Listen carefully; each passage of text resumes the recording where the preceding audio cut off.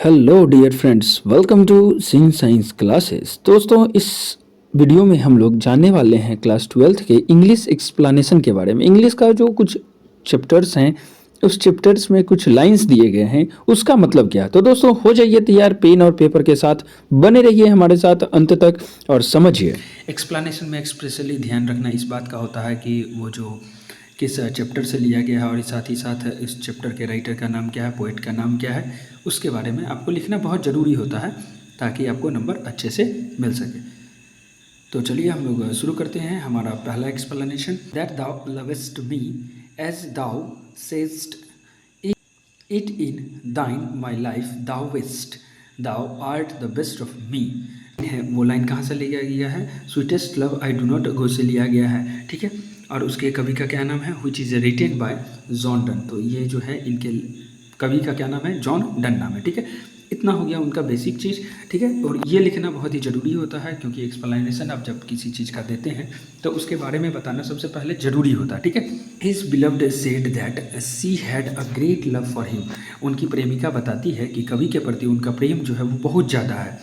सी loved him too much. उनकी प्रेमिका जो है उनको बहुत ज़्यादा प्रेम करती है। He said that she had wasted his life. और वो जो है उनका प्रेम जो है, उनकी प्रेमिका का जो प्रेम है वही उनके लिए सबसे क्या है, उनके जीवन को बर्बाद कर दे रहा है। क्यों बर्बाद कर रहा है?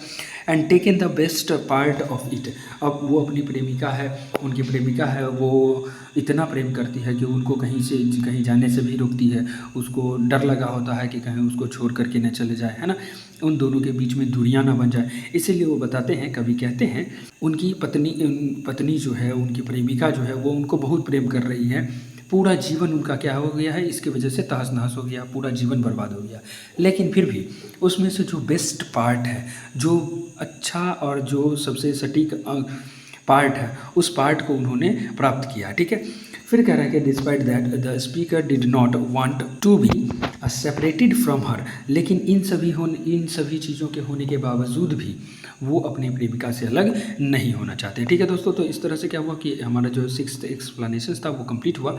आप इसको स्क्रीनशॉट के रूप में भी रख सकते हैं या फिर इसको अपने कॉपी में नोट कर लीजिए ताकि आपको याद रह सके।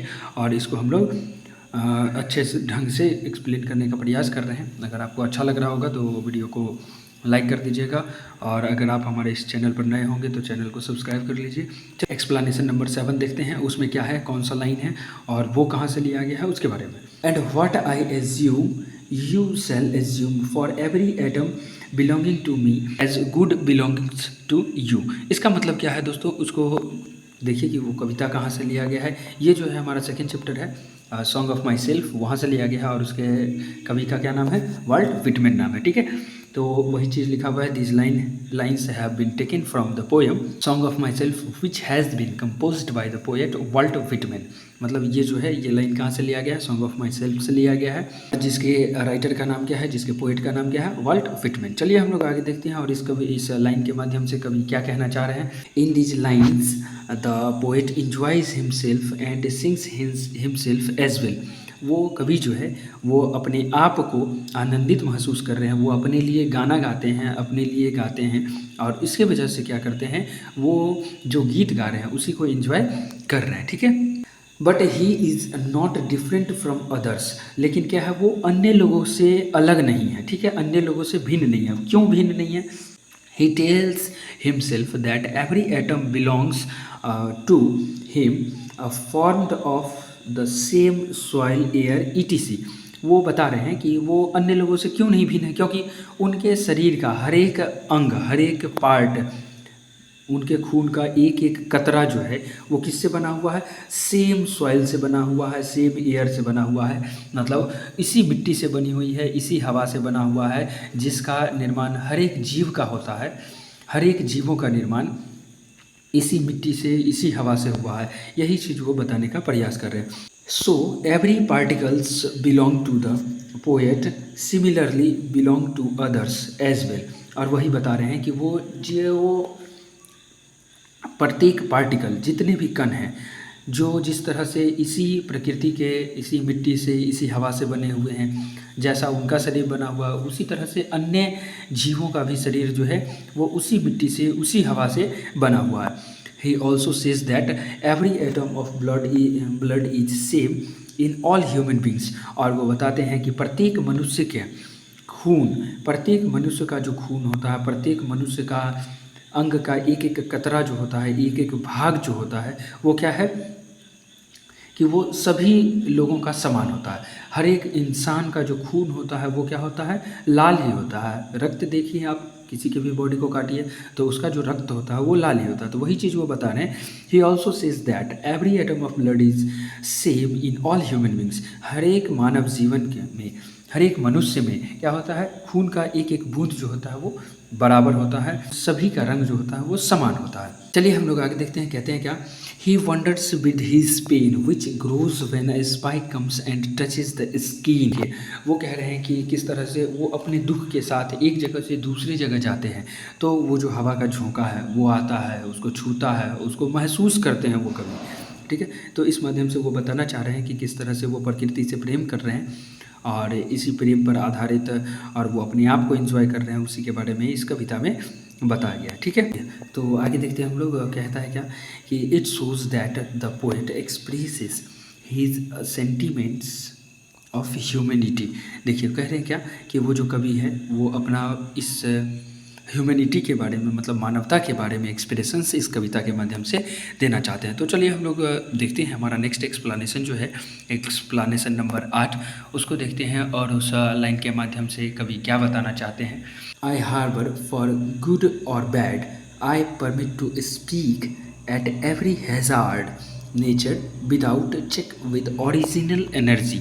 इस लाइन के माध्यम से कवि क्या बताना चाह रहे हैं उसके बारे में हम लोग जानते हैं। ये कविता भी लिया गया है सॉन्ग ऑफ माई सेल्फ से, जो किसका रचना है, वाल्ट विटमैन का रचना है, ठीक है।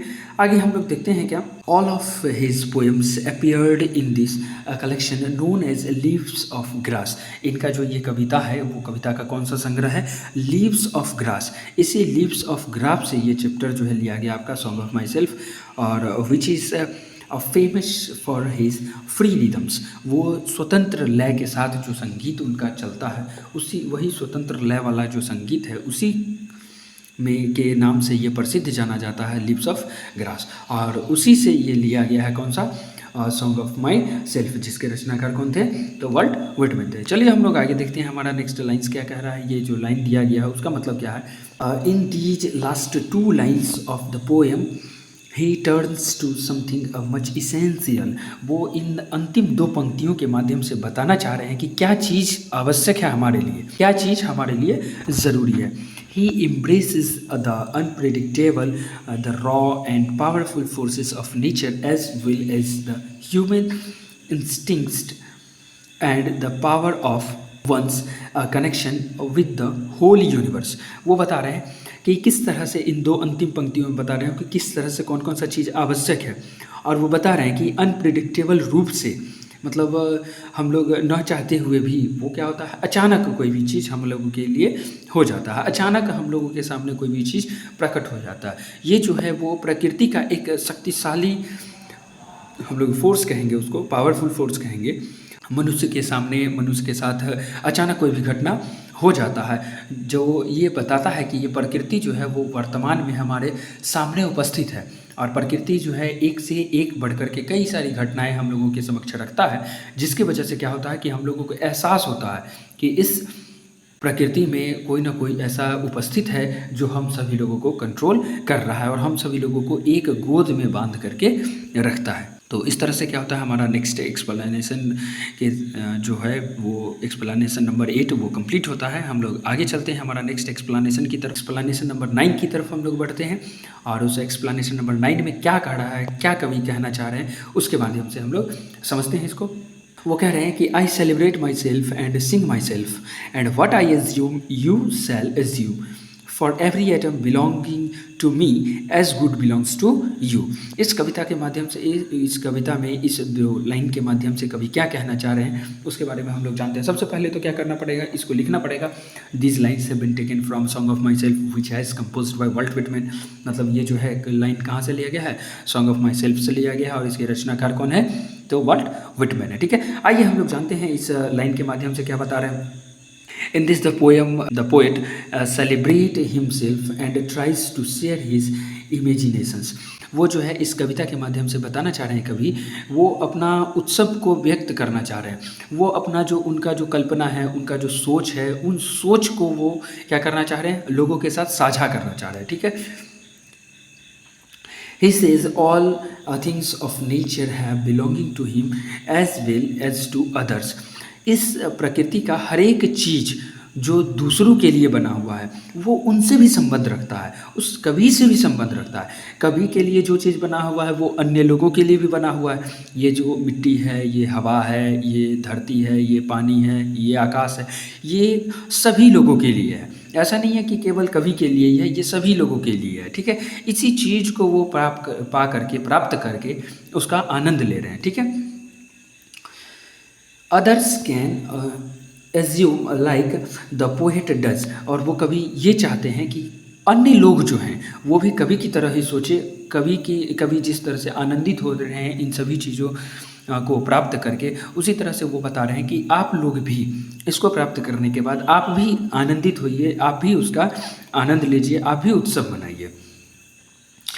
He invites his soul to appear and says that he was formed from this soil and that his parents and grandparents also belong to this soil. वो बताते हैं, वो सभी लोगों को इनवाइट कर रहे हैं, आमंत्रित कर रहे हैं और बताते हैं, वो अपनी आत्मा को दिखाने का प्रयास कर रहे हैं कि जिस तरह से उनके पेरेंट्स हैं, उनके माता पिता हैं, उनके ग्रैंड पेरेंट्स हैं, मतलब दादा दादी हैं, ये उनका भी निर्माण क्या हुआ है, इसी मिट्टी से हुआ है, इसी हवा से हुआ है।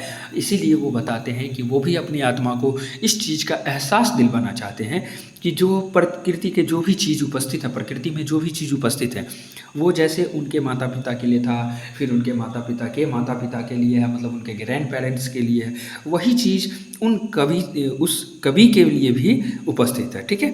तो देखिए आगे वो क्या कह रहे हैं, at a mature age he is perfect health and he hopes to continue his celebration until his death. वो बता रहे हैं कि वो जिस तरह से इन सभी चीज़ों को प्राप्त करके अभी तक आनंदित हो रहे हैं, उसी तरह से एक परिपक्व उम्र के बाद, मतलब जब एक सही उम्र के बाद जब वो मृत्यु को प्राप्त करेंगे, उस समय तक वो चाहते हैं इसी खुशी के साथ वो अपना मृत्यु को स्वीकार करे, अपने जीवन को समाप्त करे। तो दोस्तों इस तरह से क्या हुआ, हमारा जो एक्सप्लेनेशन नंबर 9 है वो भी कंप्लीट हो जाता है और हम लोग आज के जो आखिरी एक्सप्लेनेशन है उसकी तरफ बढ़ते हैं।